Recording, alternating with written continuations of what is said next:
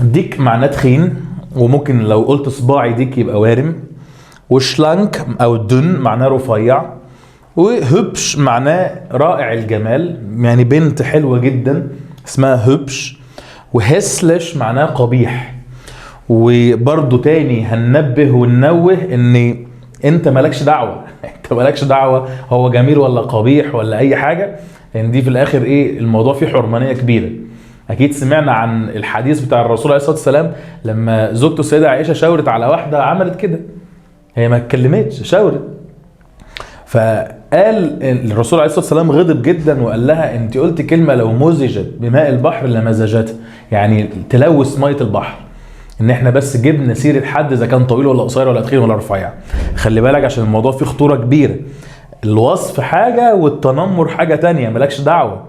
انا مش قادر انسى ابدا، والموضوع بصراحة بيغيظني وبيضايقني، يعني ناس كتير قالوا لي ما تقولوش على الكاميرا، بس انا هقوله بقى بصراحة لان هو موضوع فعلا مستفز جدا. لو بصيت على كل افلام محمد هنيدي مثلا هتلاقيه بيتريق على اسره، وكل افلام علاء ولي الدين بيتريق على تخنه، وكل افلام مش عارف هاني رمزي بيتريق على طوله، وكل افلام عادل امام وسمير غانم بيجيب حد معاه يتريق عليه.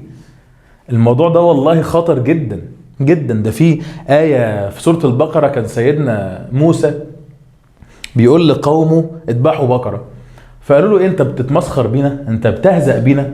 قال لهم اعوذ بالله ان اكون من الجاهلين. ده جهل، اللي يعمل كده يبقى جاهل.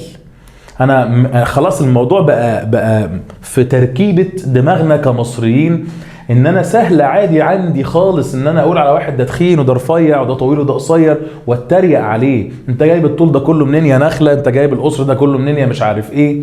والله الموضوع فيه خطورة كبيرة. والممثلين الله يسامحهم والله ما عملوا حاجة غير كده.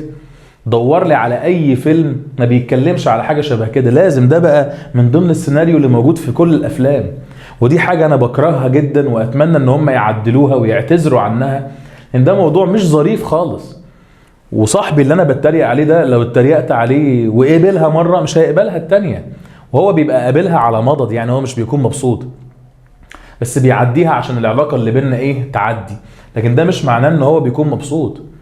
فارجو ان الرسالة دي توصل للممثلين، الله يسامحهم، لان هم فعلا اذوا ناس كتير جدا نفسيا، وممكن تكون ناس جالها امراض نفسية بسببهم. والله ان انا كل شوية عمال اتريق على حد ده.